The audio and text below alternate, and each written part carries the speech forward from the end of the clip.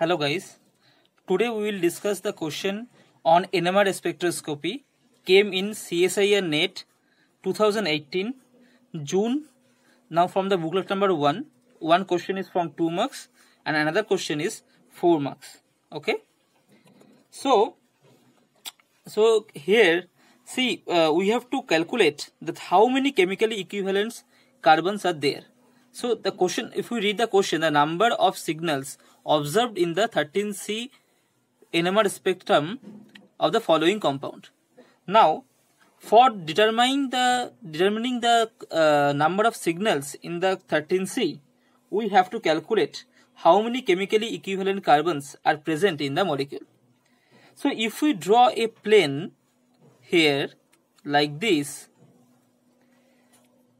okay, so this plane contains 4 carbons. So these 4 carbons contains the plane. And if we see this carbonyl carbon, this is exactly the mirror image of this carbonyl carbon. And the another CH2 group has the exactly mirror image with the another CH2 group.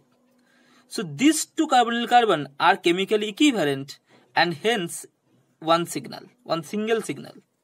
And these 2 CH2 group will chemically equivalent and will show another same signal. So the other 4 carbons which are lying in the plane, these 4 carbons are considering different in chemically, they are different in their chemical, they are not chemically equivalent, and hence they both will show one single peaks. So 3, 4, 5, 6. So how many total number of peak we can see? So we can see 6 number of peaks. So option number 3 is the correct answer. So now we will come to the next question. This question is a 4 marks question. So if we see the question, then here we can see the proton NMR is given and the mass spectra is given. Okay. So now we have to determine that which one is the corresponding structure. Okay. So the first step is the calculate how many signals are showing in the proton NMR. So if we see here 1, 2, 3, 4, 5. So 5 signals are showing. So now we have to calculate that how many chemically equivalent proton is there in the molecules. So here if we go to the option number 1, then 1, 2, 3, and this is also same. So 3, 4, 4, and 5. So 5 chemically equivalent protons are present. So five different signals will come from the compound number 1, and here also 5 different signals we can observe. So this option may be the this compound may be the option number 1. Okay. So we will go to the option number 2. So here 1, 2, 3, 3, 4, 4, and 5. So this also have 5 protons, 5 type of protons. So it will show 5 signals. So the correct answer may be the option number 2 as well. Now we will come to option number 3. 1, 2, 3, 4, and this is different, so 5, this is different, so 6, this is different, so 7. So totally it is 7. So there is a 7 signals is there. So 7 signals, but here we can see it is 5 signals. So therefore it is not the correct answer. Now we will go for the next molecule. So it is 1, 2, 3, 3. Sorry, this is different. So 4. So this is 5.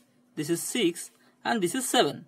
So here also the 7 signal we can observe, and hence it is also not the correct option. So these 2 are not correct option.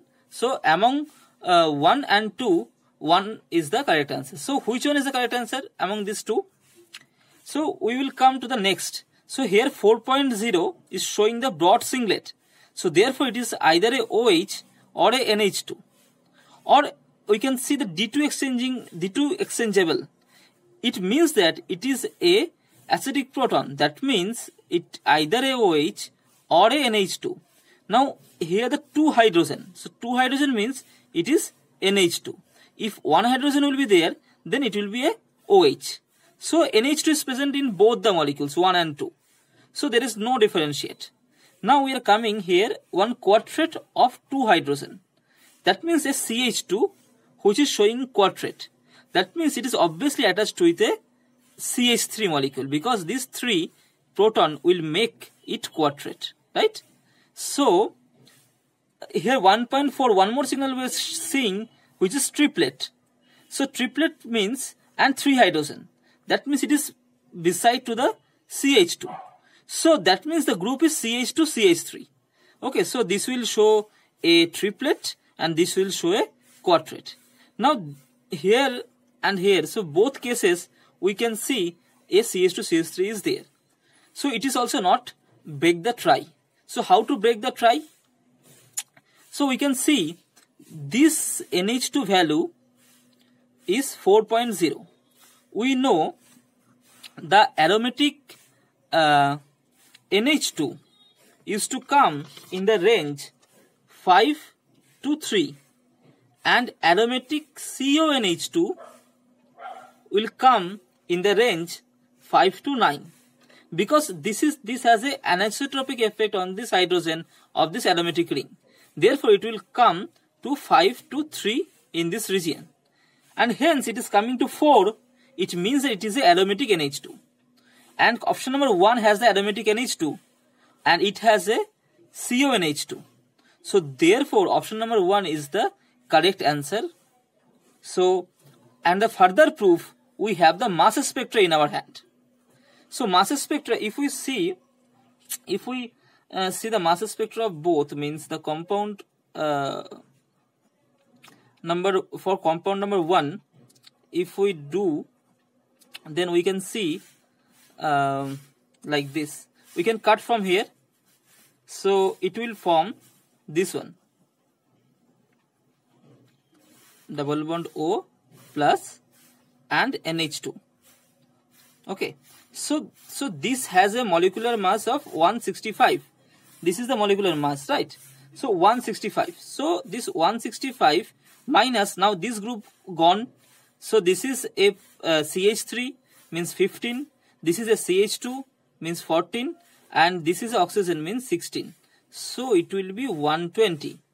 Now if we see the option number 2. Option number 2 is CONH2. CONH2 OCH2CH3. So it can cut from here. It can form this one. Positive charge here, double bond O, NH2. So here also CH3, CH2 and O is removed. So the same minus 15 for CH3, 14 for CH2 and 16 for O. So it is a 120. So 120 is there in the option. So 120 there is the option means both answer may be correct. Now we have to go for the another next step. If we cut from here, then we can get this one. So one CO will be removed. So one CO will be removed and we will get this one. So CO is 28. So it will remove means 120 minus 28 is 92. Okay. But in this case that is not possible. CO cannot remove. So 92 peak we can observe and it is there here. It is there in the option. So that means obviously this compound represent the option number 1. So this is our expected compound which is showing all these spectra. So guys, I think hope you understand this mechanism and you understand how logically I came to the conclusion. Hope you enjoyed the video. I will come with the next video tomorrow. So thank you very much. You please subscribe the channel and follow my YouTube videos. Thank you.